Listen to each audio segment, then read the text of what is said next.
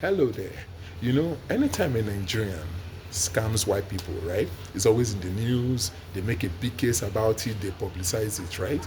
But when white people scam Nigerians or Africans, it does not get talked about. It's one of those things that happen and nothing goes on.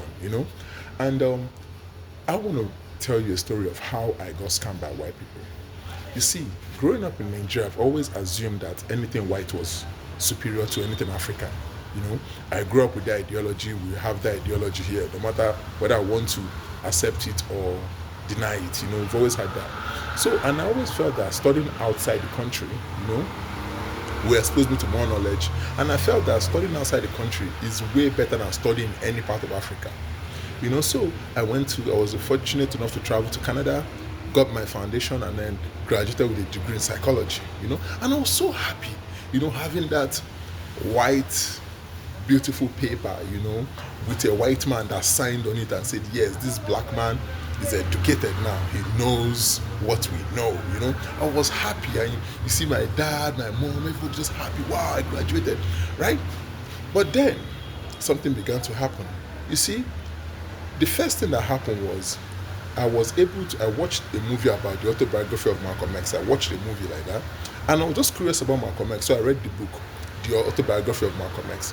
And in the middle of reading that book, I realized that I was unconscious, for 19 years. And that book, brought me to life. I know it may seem like I'm exaggerating, as an African who is exaggerating, but I promise you, I'm being as truthful as possible. I was reading that book then. All of a sudden, there was now questions in my mind. There were things that were going on that I started realizing things, because I remember on that book, Spike Lee wrote, this book will change your life, So I was like, why did he write that? And here I was, witnessing it.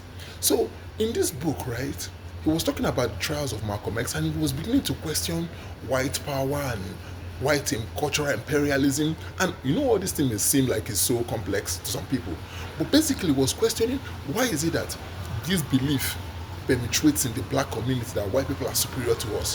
Where's the evidence for that?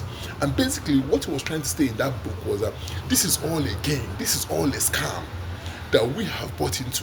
And that's what colonization was all about. It was about convincing you that somehow that you're inferior and they are superior to you.